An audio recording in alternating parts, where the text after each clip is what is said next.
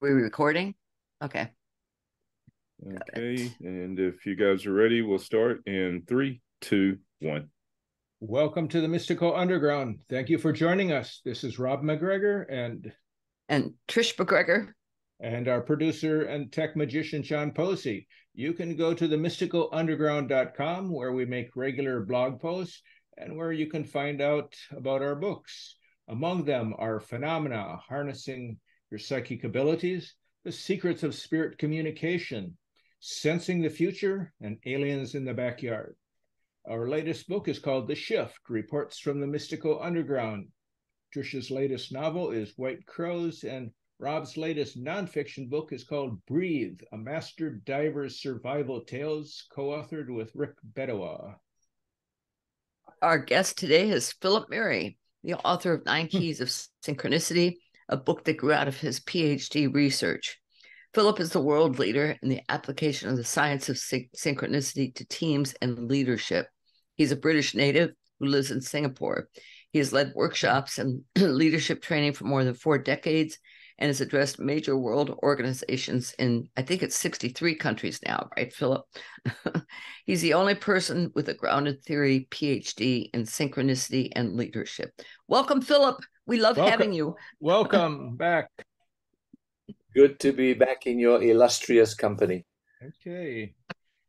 Okay. You recently did. Oh, go ahead, Rob. No, go ahead. You can start. Okay. You recently did training in Fiji for people who work at the UN. What was that workshop about, and how did you teach them about synchronicity? Well, I didn't teach them about synchronicity is the quick answer, Trish. Oh, No, that's okay. Remember, I think I said that this is a retreat, meaning it's the right. annual meeting of the senior UN team in the Pacific, and I regularly hold on when they have these meetings. They have an external facilitator to help them. They look back at the previous year's work and they plan for the coming year's work. And there were 63 people, and I was the only facilitator, so it was great fun. However, though, Trish, say I didn't teach them. No, I didn't teach them synchronicity, but that doesn't mean that synchronicity didn't happen. Right. So Okay, so let me. talk about that. I've been wanting to share this with you for a while, Trish. You know, Trish and I talk, and she helps me with her wisdom on a variety of things. But on the way back to the airport in the taxi, I had a taxi driver who looked particularly happy. And when I asked him, I said, "So what do you do?" He said, "Well, I drive a taxi, but the rest of the time I'm a farmer and I have 4 cows and 2 horses. The cows feed us with milk, and the 2 horses are for my grandchildren to play on." So I thought that was fun. But That's since cool. then, in the few days after that, I've been drawn to or revealed articles about being a farmer and what that means. And also twice, friends sent me a picture of a field with 4 cows. Okay, Phillip, you moving? I still don't know what that means. I still don't know what that means. The other synchronicity that happened is when I arrived at the hotel, they didn't have my reservation. And I consciously controlled my annoyance because I was tired. It was a 12-hour flight, and I didn't want to get annoyed. So I said, "Now let me just meditate for a while, get control of my emotion." And then I kind of sent that field of emotion to the receptionist, like as if we were in a quantum field trying to make the best thing happen. And she was very sweet. And then 2 minutes later, she came and said, "Dr. Mary, just to let you know, we're sorry again that we didn't have your name, but we've managed to find a good room for you." They took me to the room, and it was a 2-bedroom villa. I love this story. Right. So, and I don't know whether that's synchronicity, but these days I consciously try and kind of do hacks on the situation that I am by sending positive energy Yeah. and a room into a 2-bedroom villa. And maybe if you had a negative reaction, you'd have got a broom closet with a cut. Well, it's an interesting thing because a lot of people make all sorts of claims for synchronicity, but to me, I just try stuff out. You can't put your hand in your heart and said it's a result of my sending positive vibes and positive energy, but it was a good outcome. Yeah. Well, I like the pictures you sent too. I posted that on Facebook too, and people said, "Wow, this looks like a really nice place." Yeah, it was. It was great. It was really good. So that's what that workshop was about. And I've done many such workshops with the UN, Trish, of that type. Yeah. I didn't know Fiji was big enough to have farms. Yeah, surprise. It was a small farm, apparently, Yeah. Rob, but it covered such a massive area. The Pacific is such a massive area. But there were the 60 people who were the senior leaders of the various islands in the Pacific, and I was helping them. This T-shirt So, they gave me, you see, United Nations Pacific, so it's okay. up to date. Oh, that's cool. Yeah. So maybe you were farming positive energy among the UN people. Well, I mean, yeah, the farmer incident happened when I left, Rob. So I'm Oh, not sure okay. exactly, but Yeah. it doesn't matter. The notion of when you're out in nature, you're actually more able to access synchronicity in the quantum field. I think that's what it's about because I've had that Yeah. experience before that when I'm running seminars and I'm literally in nature, then nature reveals answers to questions that my participants were asking. So maybe there's something there. I think there is. Okay, what happened here? Philip's face is frozen. Okay. I got knocked back now. We have thunderstorms here. Oh, There's Philip. I can see and hear you both loud and clear. Okay. okay. Well, that's good. I disappeared for a few seconds there. It's been electric. We've had electrical storms for the last couple of hours here. Yeah, it's not thundering now though. Yeah. Okay. Okay. Okay. Let's move on. Philip, tell us about the Synchronicity Solutions Academy. It seems to us like you've been doing this all along, but by making it formal as you have, how do you intend to use it? Well, it's a great question, Rob. And as you say, I've been studying synchronicity for 10 years, which includes both my PhD and the book. And as I listen to our colleagues around the world in synchronicity, and Trish and Rob, you and I know similar people, what is great about their approach is that they tell stories of synchronicity. Mm-hmm. But I think we need to develop the field. We need to say, okay, we know synchronicity exists because stories exist, but now let's look at what they actually mean. And the thinking that I've done is that, to me, the basic reason why we like synchronicity is that it gives us solutions to issues that we are facing. And so I want to make this into, yes, I've been teaching it for a while, Rob. You're right. I do master classes on my 9 keys of synchronicity, but I want to get people focused on, so great, it's a good story, it's an interesting story, but what do you think the story was telling you in terms of solutions? And so, for example, you know my story, I've told you before, but a while ago, I was wanting $15,000 to balance the books of my company here in Singapore. That was 10 minutes before 4. And then at 4 o'clock, I was called by a colleague who wanted me to go to Beijing to run a leadership seminar, team seminar. And he said at the end of the conversation, you'll also be pleased. It's good money. It's $15,000. That is a good manifestation. So that's what I call synchronicity solutions. Yeah, right. The reason, and you two have been writing longer than any of us about synchronicity. You're, to me, you're the gurus of synchronicity. But synchronicity is only important to us, I believe, because it brings us solutions. Now, sometimes it can be $15,000, and sometimes it can be many other things. So I wanted to reorient, and I'm so happy because this is the first time I'm actually sharing this new idea that I have on your program. Thank you for hosting me. To say to people, we're interested in synchronicity because we want to find out what solutions we're being given by synchronicity to issues that we face. Does that make sense, Rob? That's great. Yeah, it does. And Makes absolute sense. by the way, when Trish and I first met in 1981, I was a reporter and I was interviewing her for a story. And afterwards, before I was leaving, she came up to me and said, "By the way, do you know what synchronicity is?" Which was kind of an odd thing. And I said, "Well, I think I've heard of it." And that's how we met. And it was right on synchronicity. Yeah. So 1981, that's quite a few years ago. So let me use my new model to explain that, you see. So presumably, two of you were in the field and open to meeting the special one. Right.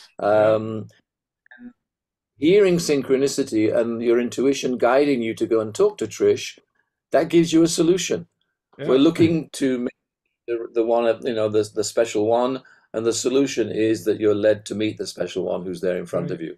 Yeah. Yeah, I was teaching English to Cuban refugees, so he actually came to find out if they were actually learning English. And okay. And I was working as a reporter, and I wanted to get out of that job because I had a terrible situation with the editor there. And Trish had just written her sixth novel, and she wanted to get published and work on her own as a writer. And so she gave me that novel. I read it and suggested some edits for it. She rewrote it, and it sold as her first novel. And we got married. And this is that was before you were married, Rob? That's what? I think that was before we got married. Well, we got married. We met in November of 81. Got married in July of 83, and my book sold in September of 84. Yeah. So that was before you. So all I'm saying there for you, see, so if you apply synchronicity solutions, yes, Rob, you helped her with the book and all the rest of it, but the underlying reason for synchronicity bringing you together was to end up getting married. Right. So exactly. that's And I have very similar in terms of my wife and how I got married. John Denver helped us get married by appearing in my life. Right. That's great. Let me tell you that quick story, because synchronicity covers many different areas of our lives and gives us solutions. So there I was, 40 years old, still not married, in Singapore, and I attended a workshop where the songs of John Denver moved me like crazy and helped me really understand that I'm supposed to ask my current girlfriend to get married. And so I decided to do that. But on the Friday evening after the seminar, I said, but I'd like to say thank you to John Denver, because his songs drove me to want to be able to ask my girlfriend to get married. Saturday morning, I opened the newspaper here in Singapore, John Denver in Singapore next week. Now, the woman from the hotel where he was staying called me, and she said, "Dear Philip, you don't know me, but I hear you want to get hold of John Denver." I said, "Yes, I do. Well, he's staying in my hotel next week. Send me a message." So I sent her a fax. She had the fax in her hand, and she said, "How do I get hold of John Denver?" The lift opened, and there was John Denver. Oh my God. John Denver called me on the Sunday and said, "Hi, Philip, I'm glad my songs work for you," etc., etc. So the Friday evening, Wow. I wanted to ask my girlfriend to get married because of John Denver's songs. And I said, "I'd like to say thank you to John Denver. How the heck do I do that?" 48 hours later, John Denver called me home. So that's a solution. Oh, exactly. So that's a synchronicity solution. I decided already to say, to ask my girlfriend to get married, and she did say yes, by the way. But John Denver confirmed that that was the right thing to do, because he just turned up out of the solution again. That's funny. Wow, that's a great story. Yeah, love that story. Yeah. So a bigger question, Philip, given all the work with the public you do you think that synchronicity can somehow help unite humanity? And if so, how? You know, this is a great question, Rob, and the three of us are involved in this as we speak. So I go from first principles. So if we can kind of show that synchronicity is real, and I think everybody can say with the stories that have happened in many years, yes, there is something that comes to guide us out of the blue to help us with our individual issues. Then number one, that's also got to be true for teams in organizations. So I'm now developing a program called Team Synchronicity that helps teams understand how they can take advantage of synchronicity. Wow. And if it's true for teams, then it's got to be true for the world. So that's true. It's one area, Rob, which I think a lot of people have already researched. That there is some stuff, as you both know, about how when a group of people can come together and meditate and affirm for positive things in war-torn areas of the world, there's been some evidence to say that for that period that the group were meditating, and it was done, by the way, in Jaffna, Sri Lanka, when the war was on, a group of people got together, and for the period that they were meditating and sending affirmations to that area, the violence decreased significantly during that period. So, Rob, I think it's one of the most important things in our lifetime is how do we begin to heal all of the amazing conflicts and difficulties in our world, and how can synchronicity help? Another quick story on that is that when Chernobyl happened, we all remember Chernobyl, right? The leaking of radioactivity in Ukraine. The week before Chernobyl happened, it's recorded that people were having dreams in the area about a catastrophe. Now, so again, the important thing in synchronicity is never to say this is the absolute truth. We're kind of feeling our way forward and following the breadcrumbs. But my perspective is that if we know synchronicity happens, and it does, then it must be happening on a global scale.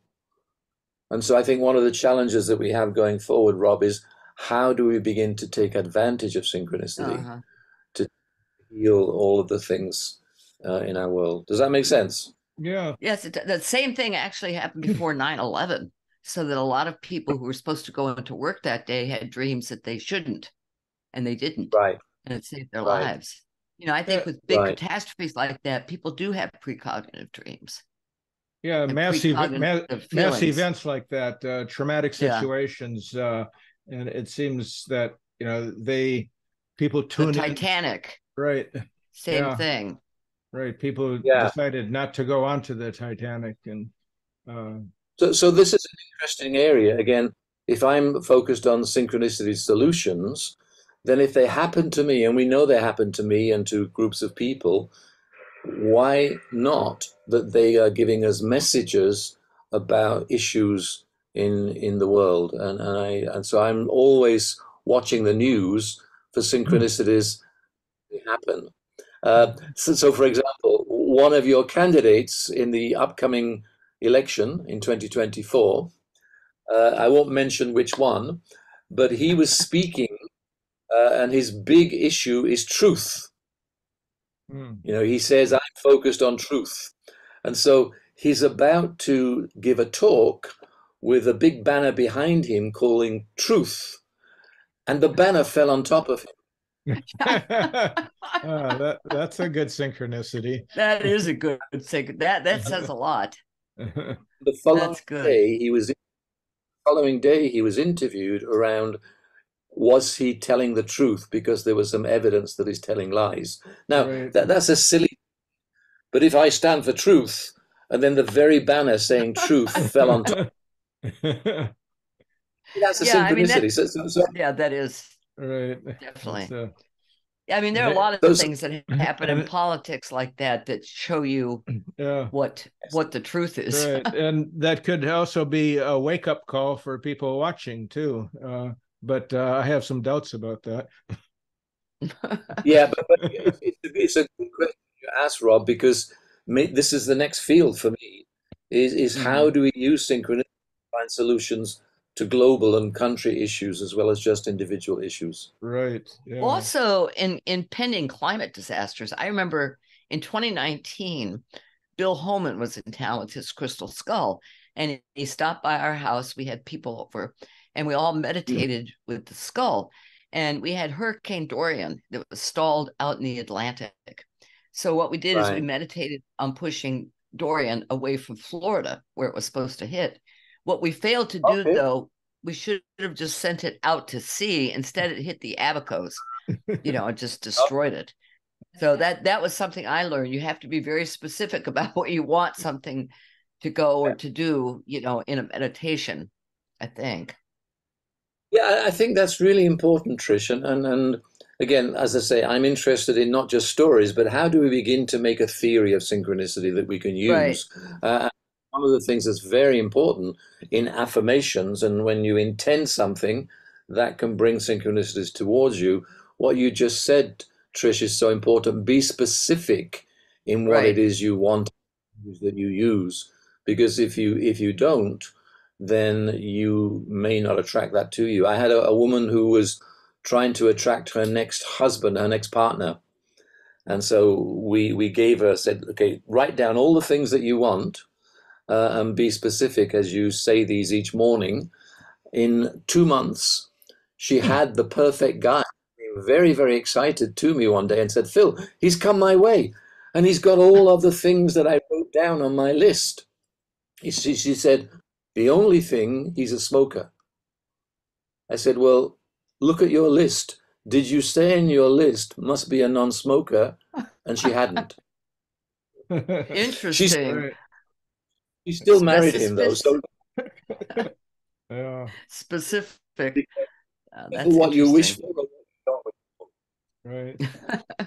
So, Philip, one question that people ask us, and I'd like to ask you, what is the source of synchronicity?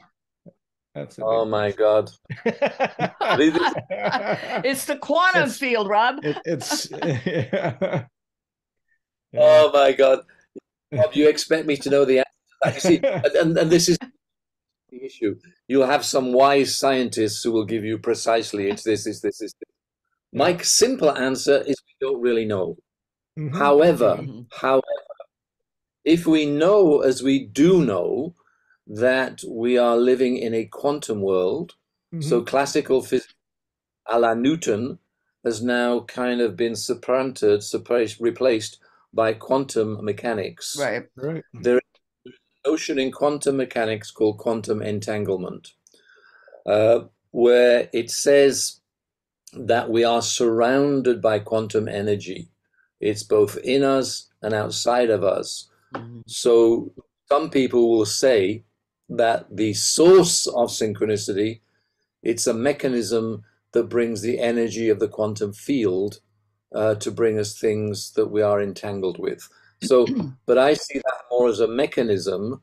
If you ask, what is the source of synchronicity? That's a much bigger philosophical question. I like to think, and again, this is a belief with some evidence, but not enough evidence to be scientifically verifiable.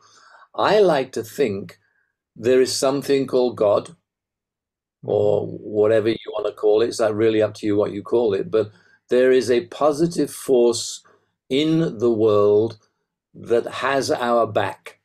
And that some people call synchronicity nudges from God, so that as we are living our life, this force, this energy, like a quantum GPS, nudges us in the right direction. Now, of course, some people will say, Philip, that's nonsense. But it's interesting to note, Rob, as I'm sure you and Trish know better than most, is that all the world's religions for thousands of years have believed in there is this force for good, there is this force for positivity that has our back. Right. So the question you ask, Robert, needs to take us into philosophy and religion, I think. Right. But there's also a factor that I think at a deeper level that we're all interconnected. It doesn't see on a That's the entanglement. yeah, on a daily basis, it seems like we're not, but at a deeper level, everything is interconnected. We're all interconnected. And I think that is that synchronicity is a part of that interconnection. Absolutely, Rob, absolutely. And I think, as Trish said, if you study and believe in quantum entanglement, and quantum mechanics is the way the world is organized. Everybody admits that. All the physicists admit that. The question is, how do we then explain it with all the things that we are? If we are all one, so I mean, let's look at this. You are halfway around the world from me right now. Mm-hmm. But as I look at you, I can feel you. I can feel your energy. Now, I can do that by looking at your facial expression. I can also do it because I feel very connected to the two of you. You two are my wisdom on many, many issues because you've been doing it for so long. So we are connected. And I think it's to do with how you feel, because you are right, Rob, that we look at the newspapers these days and we see destruction, conflict, Ukraine-Russia war, all sorts of stuff in your country and my country, UK, which I don't want to get into. But if we begin to feel that we are all one, it can begin to bring us together. Now, I had a spiritual experience over the weekend in McDonald's. And where? McDonald's. Oh, McDonald's? Okay. What happened? Well, there I was having my lunch, and I don't have McDonald's very often, but I was there and I was feeling connected. Don't ask me why. It was like a spiritual experience. And as I looked around me, I saw nothing but love. I saw a father with his young daughter helping her with her iPhone. I saw another father carrying his baby. I saw another family. So as I looked around, I saw oneness. And I merged into the field that were all of those people, and all I saw was joy, happiness, love, and care. But the key issue was the mindset that I brought to the situation.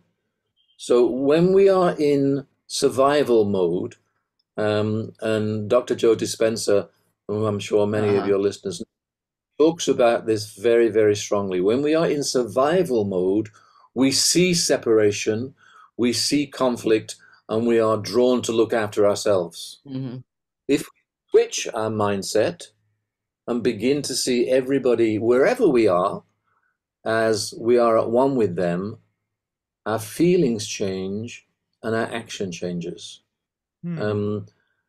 So again, you can't say this is the absolute truth, but so many philosophers and scientists have talked about being one. Carl Jung talked about being one with the collective unconscious.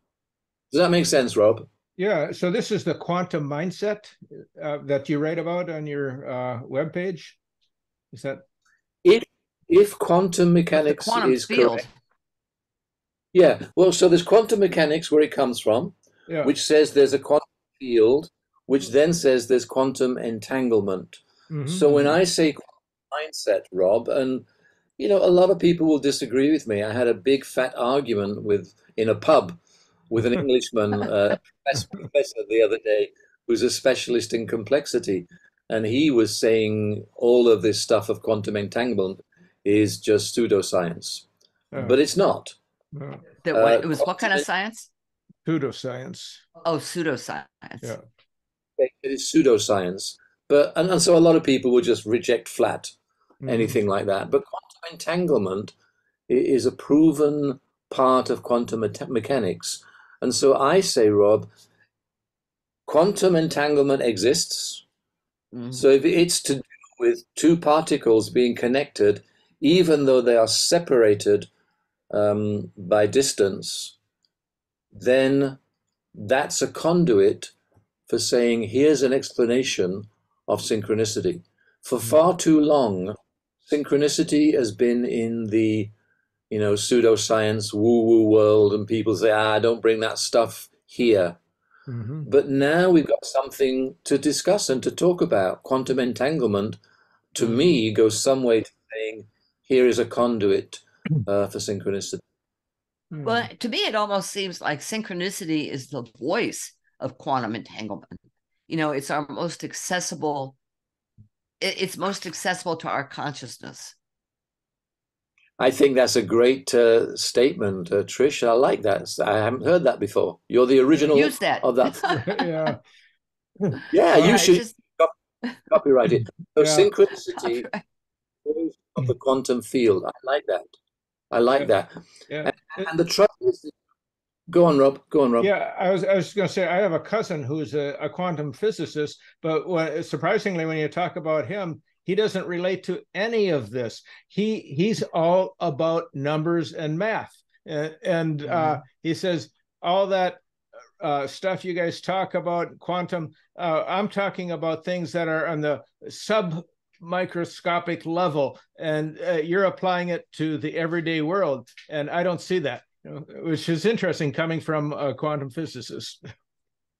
And Rob, you've just expressed exactly what people who don't believe that synchronicity has got anything to do with quantum physics, they all say, because it's true. Quantum mechanics is to do with a very, very microscopic field. Right. But if it's with the microscopic field, again, I'm not an expert on quantum physics, so I deny absolute knowledge, but it means that our bodies are not just physical, mechanical things. Right. Our bodies are essentially vibrating empty space. Mm-hmm. That's what quantum mechanics says. At the very small level, we are vibrating energy. Now, that to me leads me to the conclusion that synchronicity is the voice of the quantum field. Thank you, Trish, for that. But if you don't believe that, if you're a dyed-in-the-wool scientist, especially natural scientist, and you believe that there's no such thing as vibrating energy, then of course you won't believe it. So your cousin, who's a physicist, he doesn't believe it because he's got a preconceived belief that it's not true. Right. Yeah. He's more open to UFOs. He's more open to UFOs, though. Okay, so how does he explain that in the quantum field? I like to think, Trish, Rob, that there are many, many more mysterious things that we haven't yet explained that we are going to be able to explain, and I think that's why it's exciting. I don't stand here as a quantum physicist and say, definitely quantum field explains synchronicity. I say, let's explore it. Because there's so many mysterious things happen which don't have any explanation that seem to suggest that we are one and that there is a vibrating energy around us. I mean, take one of the great questions you sent to me is, has there been shift in organizational and leadership theory to integrate these notions? Now, I was just about to ask that question. Go ahead. Well, there you go. Synchronicity. I read your thought. By the way, noticed this before in our conversations, and great conversations I have with the two of you, we seem to flow and know what each other are thinking. That's true. I think that's one. That's entanglement. You see, and I've now forgotten what question I was going to answer. It was what question? Okay. I'll read the question as I have it here.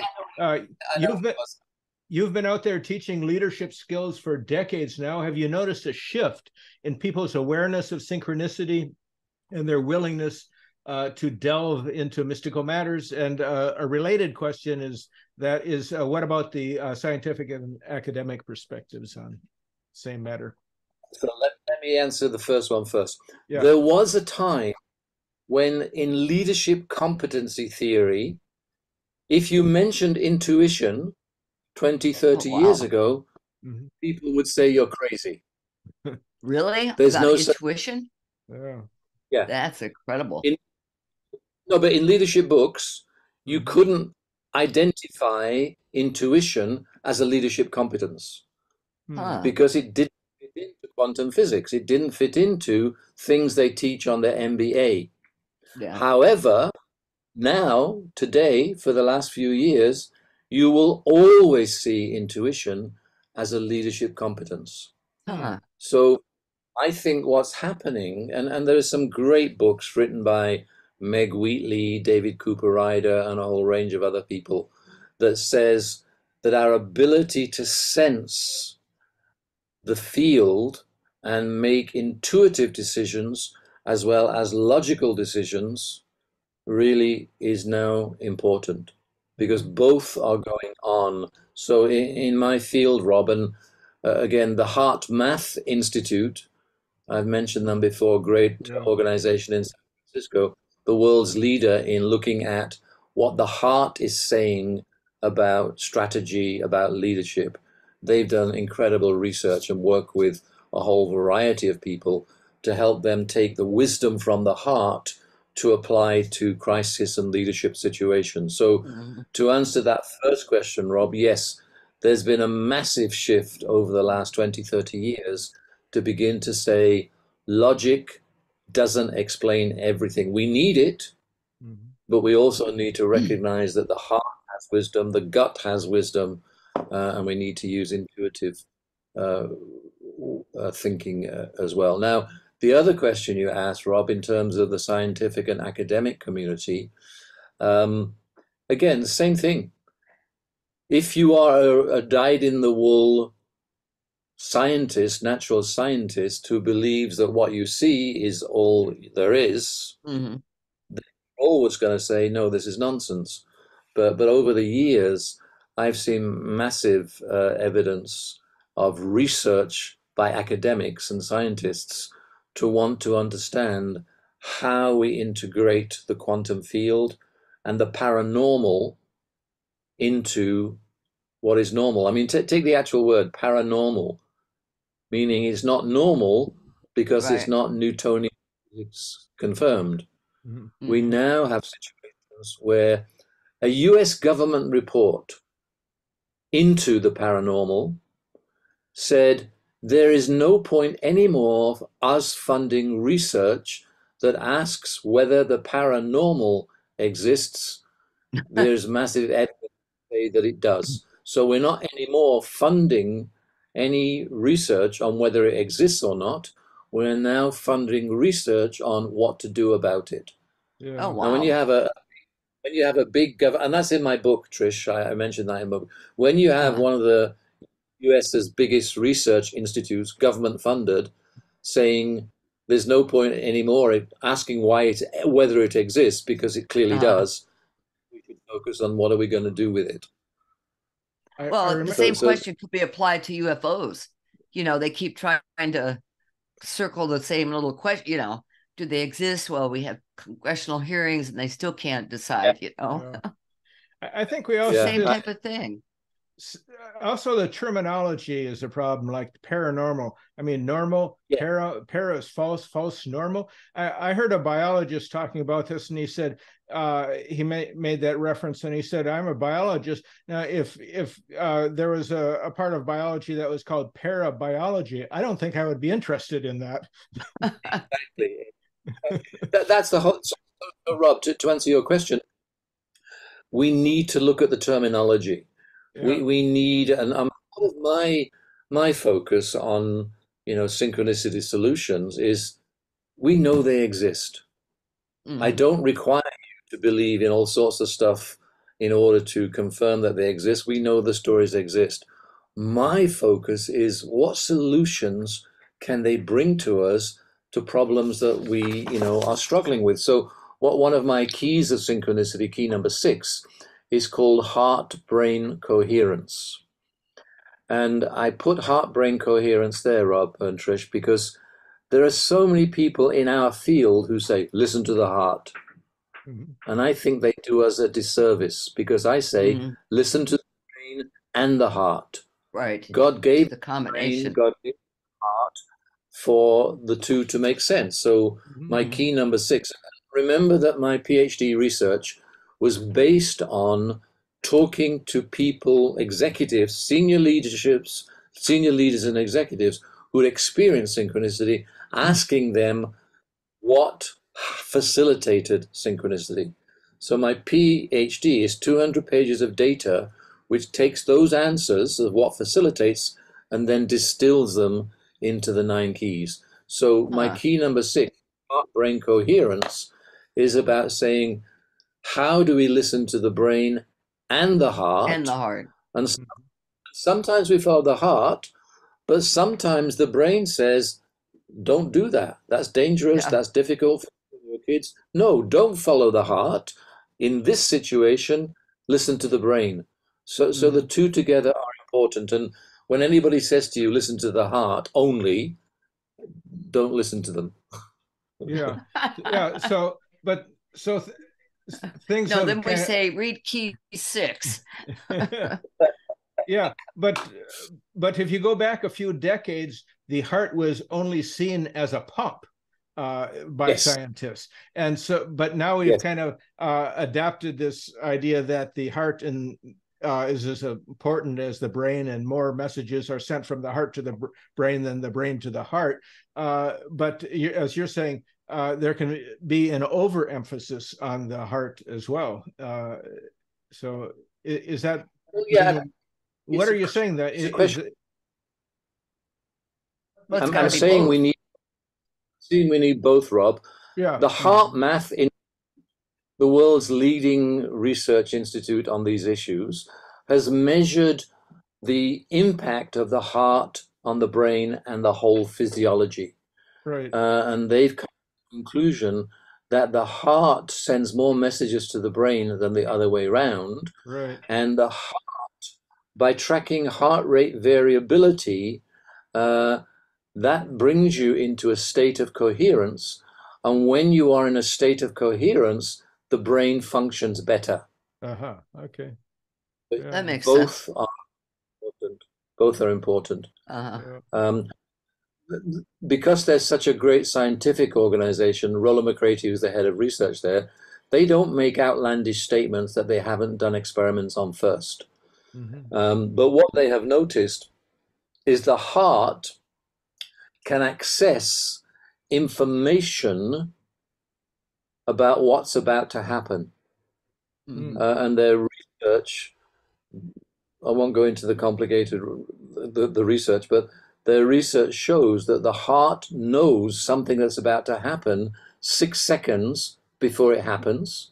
Precognition. And it knows, yes, and it knows 1.5 seconds before the brain. So they strapped the heart up, strapped the brain up, and they've got an experiment where they show images on a screen, and they've shown that 6 seconds before the images are shown, the heart knows. And the heart knows 1.6 seconds before the brain. Interesting. So these are small experiments, but the implication of them is incredible. So when I'm teaching, and back to leadership here, Rob, leadership and teams, when I'm teaching decision making to teams, I'll just say to them, listen to intuition as much as your brain. But the problem is people are uncomfortable. I had one CEO of a country in Asia who said to me, Philip, I make all of my business decisions with my intuition. Please don't tell my boss, and please don't tell my staff. That's funny. You go to your boss and your boss says, okay, so what's our strategy for Cambodia? And you say, well, I think we should invest $1 million in our product development there. And your boss says, why? And you say, well, I had a dream last night. Okay, you're fired. So we need, this is why I love my work. What I do in organizations is help people to really find words to understand what they already know. Because spirit is present in the workplace. We just don't talk about it. We just don't acknowledge it. Right. And when people say to me, Rob and Trish, oh, don't bring all that synchronicity, intuition stuff into our team. We don't believe in that. I said, okay, let me ask you a question. Do you use the word team spirit when you are working together? Yes, of course we do. It's important. I said, great. Define team. So they define team. And then I say, now please define what you mean by spirit. That's great. So We're not what sure. what I'm about is that so often people try and preach synchronicity at other people because I've got this research, I've done the 9 keys of synchronicity. Let me tell you, it's a bad way to do it.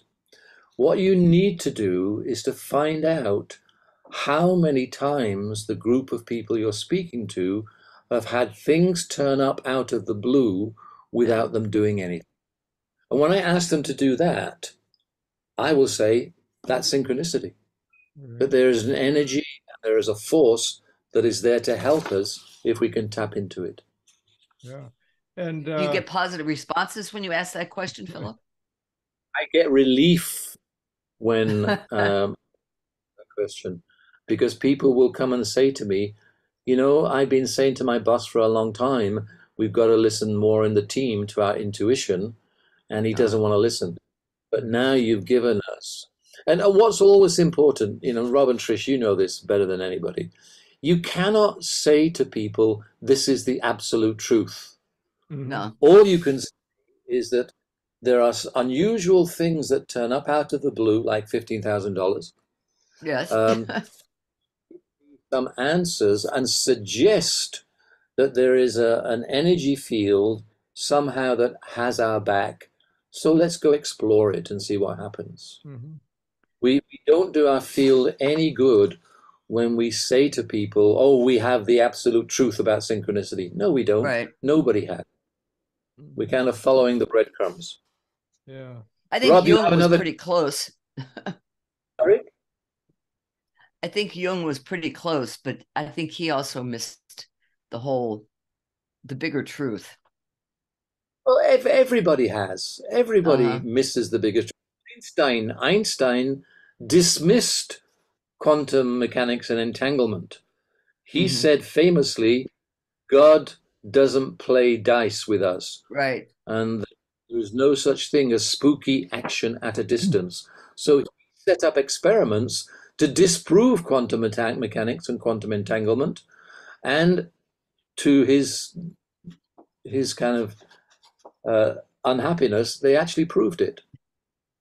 And so that's like Schrodinger's cat.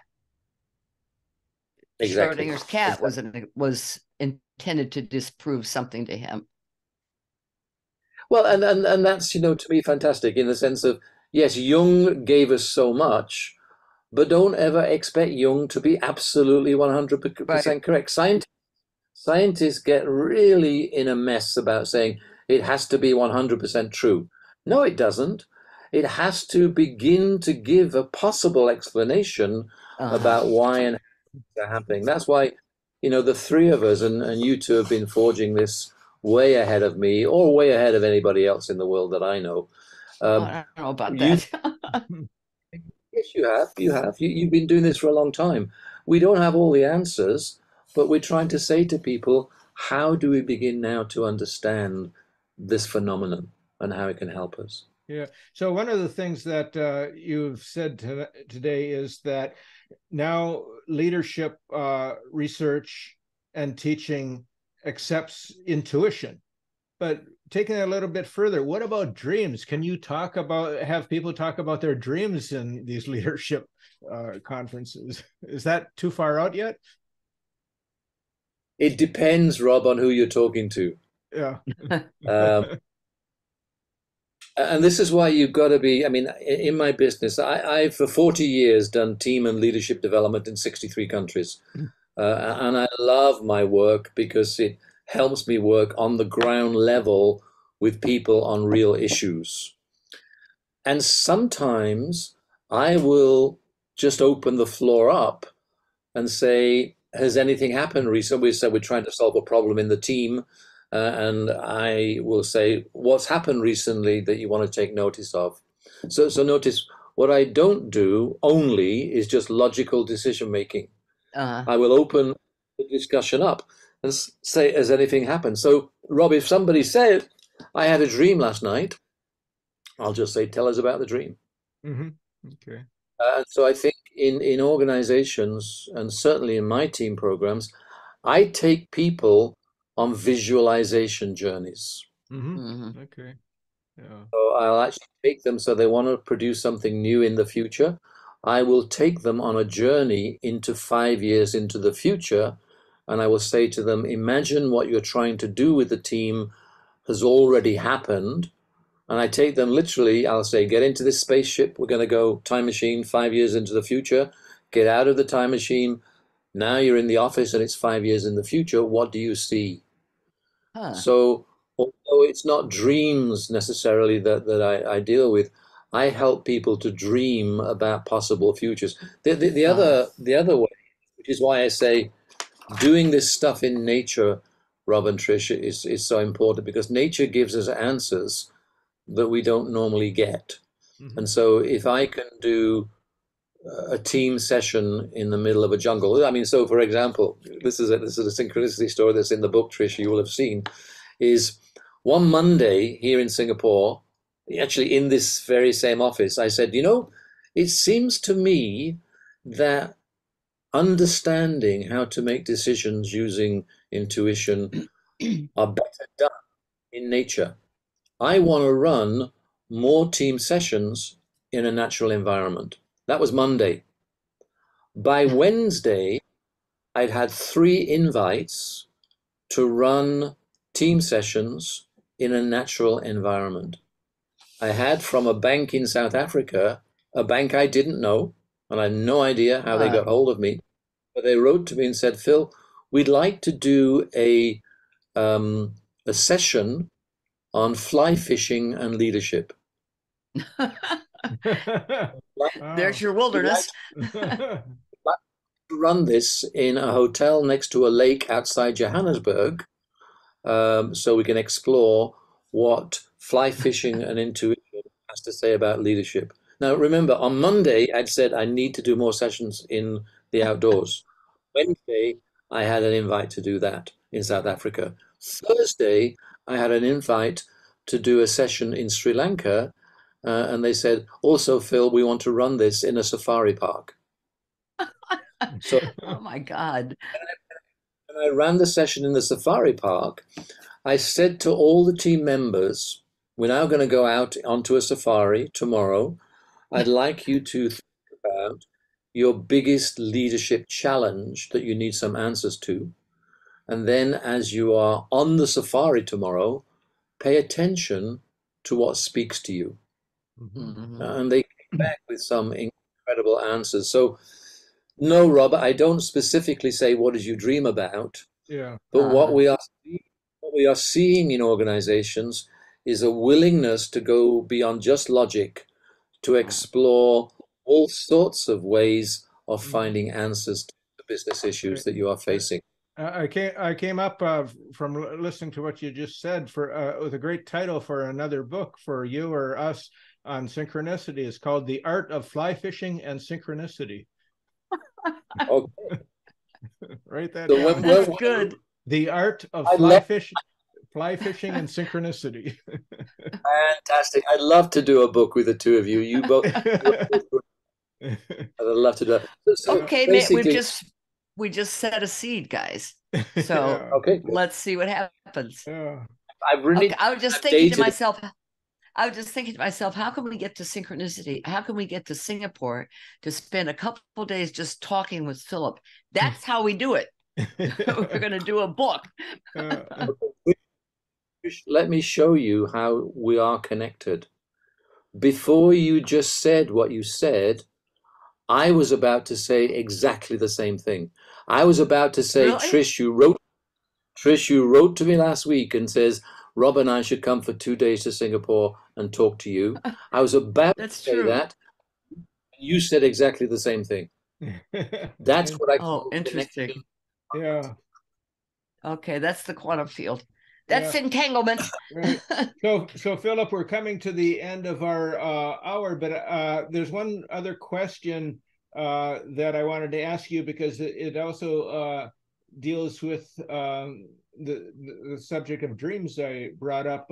You have a cool story about a freedom fighter's dream that related to a past life and that played out in real life the next day. Can you tell us about that one? So this is a great synchronicity, I tell you. So there I was, Singapore, meeting my financial advisor, as I do every 6 months. And I'm sitting at a coffee shop in a shopping mall, and I'm chatting to him. And I said, Cliff, how you doing? I said, it was my birthday last week, and I was 66 years old. He said, oh, good, congratulations. I said, you know, I had a strange dream last night that I was a freedom fighter in a previous life, fighting against the king to set the people free. Okay, so that's all. Two things I said was sipping our coffee, my 66th birthday last week, and last night I had a dream about freedom fighter.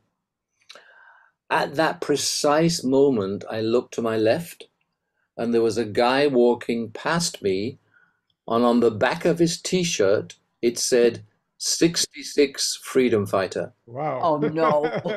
I remember this story from your book. Yeah, that's incredible. Great. I ran after him and took a photograph because I know nobody would ever believe me. I didn't ask him. I just took a photograph of the back of his T-shirt, 66 freedom fighter.